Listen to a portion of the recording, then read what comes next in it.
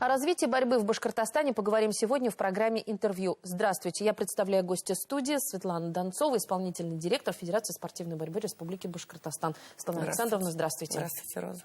Очень рада вас видеть, потому что это значит, что сегодня у нас будет разговор о спорте, разговор о развитии борьбы, а значит много интересного и победного. Но предлагаю начать сегодняшнее интервью именно с прошедших всероссийских соревнований по греко-римской борьбе, который собрал буквально весь цвет борцов не только Башкортостана, России, не побоюсь этого слова. Да, в действительности у нас буквально вот эти дни закончились всероссийские соревнования единства. Они очень много таких точек имеют, так скажем. Это первые соревнования нового главного тренера сборной России по греко-римской борьбе, такие официальные. Это впервые проводится отбор на всероссийских соревнованиях на чемпионат Европы среди мужчин. Соответственно, соревнования имели не такой расширенный формат, а именно отбирались спортсмены. Всего было в каждой весовой категории 16 спортсменов. И нас, конечно же, посетили самые топовые спортсмены России. Это и участники, и призеры Олимпийских игр, это чемпионы России, чемпионы мира, чемпионы и призеры Европы. Поэтому был очень цвет, была очень интересная борьба.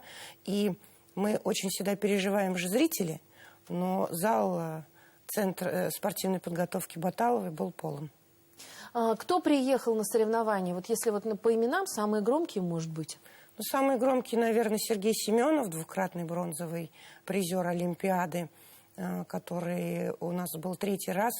У него получилась такая на разминочной тренировке встреча с нашим министром спорта Русланом Тагировичем. И он прям очень похвалил Башкирию, потому что он говорит, я третий раз и приезжаю, и ехал спокойно, что здесь будут комфортные условия, здесь нас встретят, что здесь мы отборемся и покажем все, что можем. Сергей Емелин, бронзовый, тоже призер Олимпийских игр. Поэтому были также вот Артур Саркисян, который чемпион России, вот прошедший буквально победитель и призер чемпионатов мира и Европы, ну и другие спортсмены. Поэтому была очень хорошая, такая здоровая в действительности конкуренция.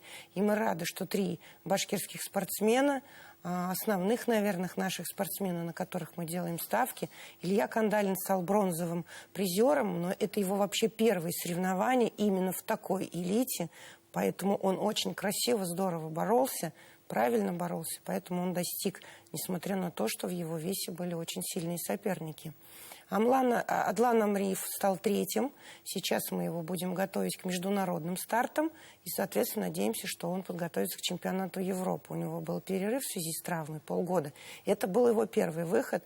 Поэтому боролись аккуратно, но правильно, достигли 3-го результата. И, конечно, самая, наверное, вот в действительности конкуренция, это была 130 килограмм, тяжи, их мало, всех их знают по именам. Это наш Нахчол, Базанов тоже занял 3-е место.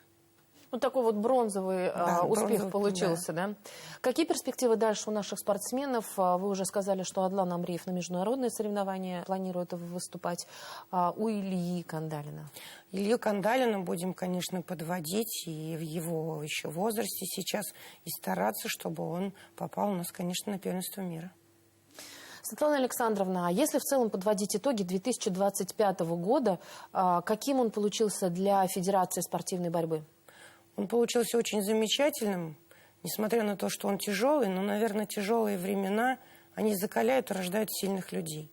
Поэтому, несмотря на все какие-то экономические ситуации, политические ситуации, мы можем сказать, что результаты Федерации, они очень хорошие и стабильные. И мы не упали ни в чем.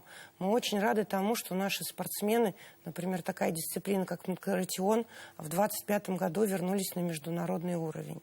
Это были в действительности первые старты, их никуда не пускали россиян.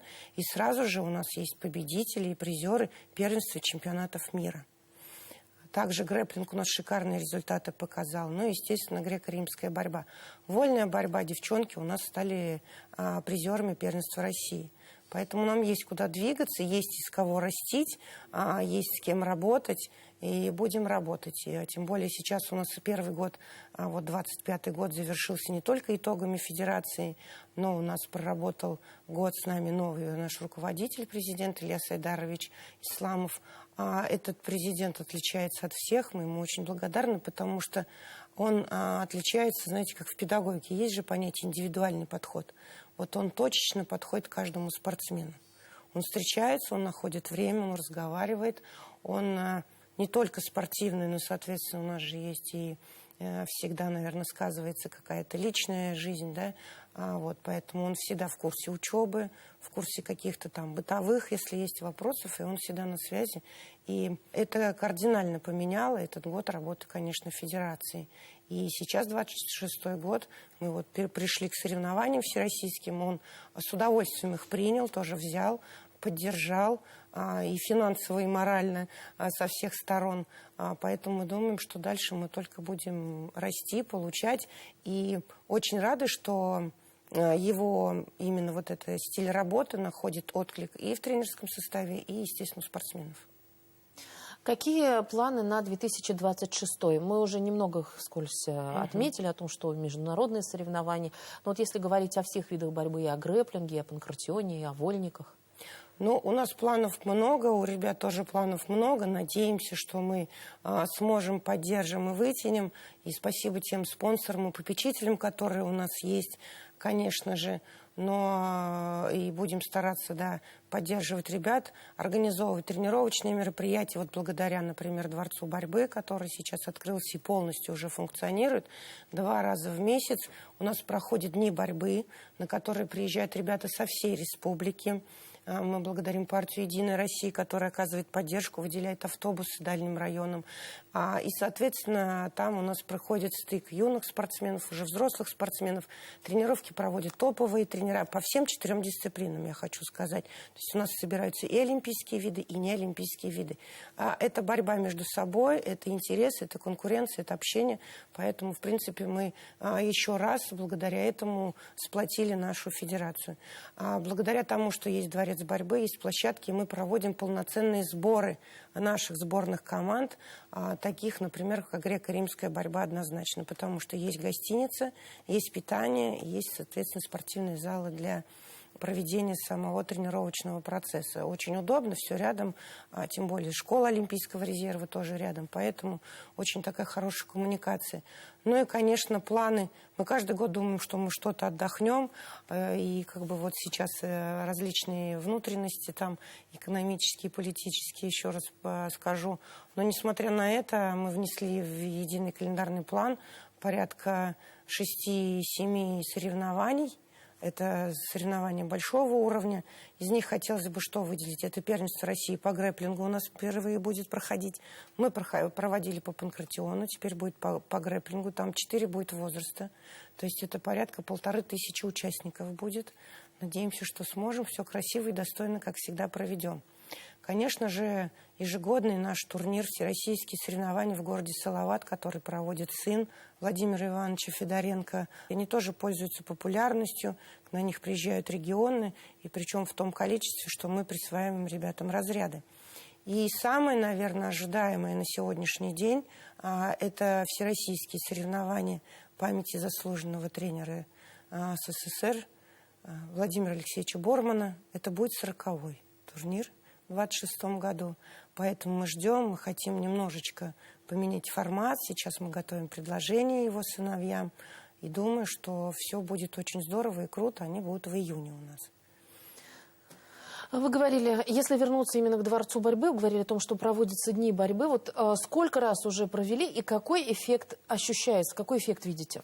Ну, мы провели, наверное, уже с сентября 2025 года. Мы плодотворно, это под эгидой проекта «Единой России. Выбор сильных». Вот, поэтому эффект есть. Во-первых, эффект того, что приезжают, знаете, есть заинтересованность не только детей, есть заинтересованность родителей. Потому что приехать в Уфу и возможность посмотреть, попасть во дворец, в действительности его пройти, это фундаментальное здание, это интересное здание не только снаружи, но и внутри. Соответственно, они понимают, что ребята общаются с другими тренерами.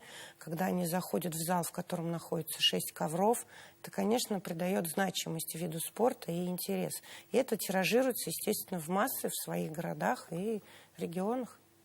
Сейчас наблюдается какой-то всплеск именно воспитанников, людей, которые хотят своих детей отдать в борьбу. Есть какой-то вот подъем? Ну, я хочу сказать, что греко-римская вольная борьба, вот олимпийские дисциплины, которые старые такие дисциплины, да, они всегда пользовались вот этой семейной традицией. Поэтому папа приводит обязательно сыновей, они обязательно занимаются. И очень нравится, когда подход папы поддерживают, да, своих детей, но не говорят, что он должен вырасти олимпийским чемпионом. Понятно, что каждый родитель хочет. Но на себе испытав, он понимает, что это хорошая школа жизни. Это мужская дружба, это мужская закалка. Поэтому я без ложной лести скажу, что телефон Федерации всегда звонят, в день по 2-3 звонка бывает, когда родители обращаются с просьбой подобрать школу, ближайшую к их месту проживания, либо посоветовать в их районе, именно из районов звонят. Большой запрос идет на грэпплинг и панкратион, потому что они очень сейчас тоже массово развиваются, и их видно и по телевидению, да, и Матч ТВ, вот отдельные каналы, и родители узнают, какая база должна быть, и приводят. Поэтому всплеск был всегда, я не скажу, что был когда-то упадок. Ну, например, на последние 6 лет моей работы, да, детки есть, залы есть. Возможно, вопрос в тренерском составе. К сожалению, молодежь не идет. Та молодежь, которая есть, тоже уже не совсем молодежь. Вот прям совсем молодых, конечно, тренеров нет. И это, наверное, мы когда разговариваем, вот сейчас всероссийские соревнования было, у нас было очень много гостей, порядка 10, наверное, где-то президентов федераций других регионов приехали. И вопросы, наверное, у всех одни и те же.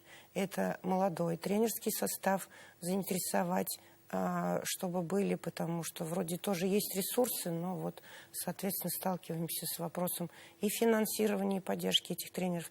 И еще один большой вопрос – это, конечно, спортивная медицина, потому что это в действительности тяжело, это до сих пор является какой-то узкой специальностью, ну и, соответственно, наработать себе стаж и авторитет – это очень тяжело. Поэтому мы здесь сталкиваемся, и при проведении соревнований сейчас одно из, наверное, дорогостоящих, могу сказать, в смете разделов – это медицина спортивная. Но без нее никуда, закон никто не будет нарушать.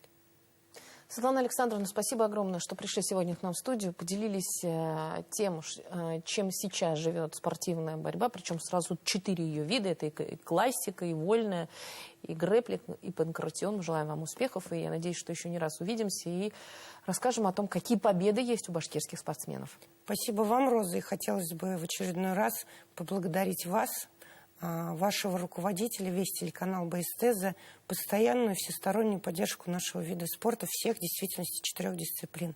Это от рекламы наших мероприятий до интервью и до съемок наших соревнований. Спасибо вам огромное, успехов и процветания. Спасибо большое. Это была программа «Интервью». На наши вопросы ответила Светлана Донцова. Это исполнительный директор Федерации спортивной борьбы Республики Башкортостан. Я Роза Хабибуллина. Спасибо, что были с нами.